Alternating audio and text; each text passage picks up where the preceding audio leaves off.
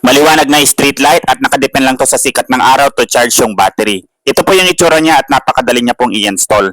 Hindi ka nagagastos sa kuryente dahil mayroon na siyang built-in battery na kaya niyang i-support ang magdamagang ilaw. Ang solar panel nito ay kaya mag-charge kahit di masyado maliwanag ang araw.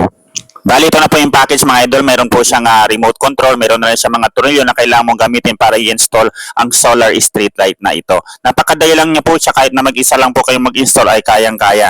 Ganito lang po yung pag-install ko dyan. Inilagay ko yung mga tornilyo. Meron na rin po siyang kasamang remote. Tsaka yung mga tornilyo nito ay matataba po siya. Design po talaga na para sa poste ang street light na po ito, as you can see mga idol. Napakalaki din po ng panel nito at yung battery sa loob. At saka mahaba na rin po yung kanyang tubo. Makapal at mataba sigurado. Didos po yung kanyang tubo at ito po yung aking DIY para po maikabit dun sa tubo sa aming gate. Ayan mga idol, dahil wala po akong kasama, ako na lang po nagkabit ng mag-isa. Ang kagandahan kasi ito, kahit mag-isa ka, ay kayang-kaya mo siyang ikabit dahil easy to install po itong solar street light na ito. Kaya hindi ko na kailangan ng masyadong kasama para lang ma-install ito sa labas po ng aming gate. Malaking tulong din kasi mga idol na maliwanag ang inyong kapaligiran, especially sa gate o malapit sa inyong daan dahil lalo na kung mga uso na ang mga magnanakaw ngayon. Kagaya sa aming lugar na mayroong mga nananakawan ng cellphone, mga akit-bahay, so maganda nagmaglagay ng solar panel. Ito pong aking nilagay na solar panel ay hindi mo na kailangan dito ng kuryente. So ibig sabihin, araw-araw ay meron kang ilaw.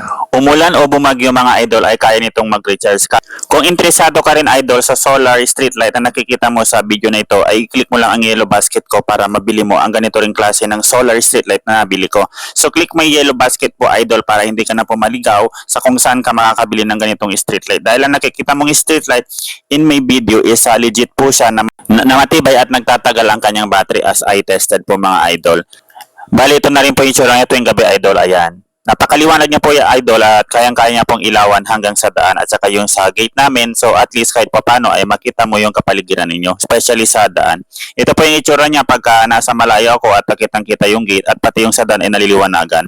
Ang maganda po nito, may kasama siyang remote at pwede mo rin siyang i-timer kung hanggang gaano katagal yung liwanag ng araw. Ay, ng ilaw, sorry. Ayan sa mga idol, yan napakaliwanag niya mga idol. Okay, sa malayo ako ay pwede rin po siyang i-remote. At ang kagandahan na idol, yung kanyang remote control ay may libre na rin siyang battery. Kaya ito, nagamit ko na rin siya agad after ko nang install at tinesting ko yung kanyang liwanag. Ito po ang liwanag niya sa gabi, napakaliwanag mga idol. At saka malaki yung kanyang pinagkailaw.